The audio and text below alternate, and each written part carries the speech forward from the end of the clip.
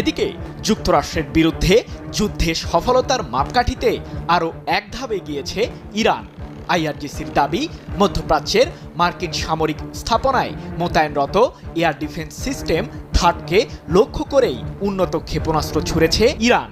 আর এতেই মুখ থুবড়ে পড়ে যুক্তরাষ্ট্রের তৈরি দ্বিতীয় আরেকটি থার্ড মডেলের বিমান প্রতিরক্ষা ব্যবস্থা। ৩ মার্চ এক প্রতিবেদনে বিষয়টি নিশ্চিত করেছে ইরানের রাষ্ট্রীয় সম্প্রচার মাধ্যম প্রেস টিভি।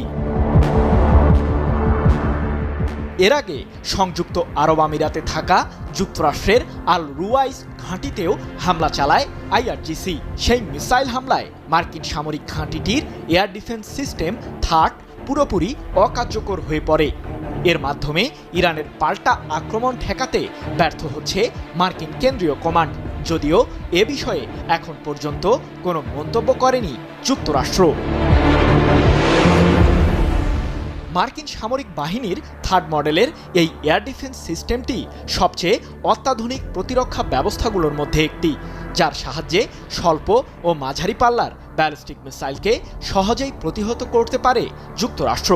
কিন্তু উন্নত এই বিমান প্রতিরক্ষা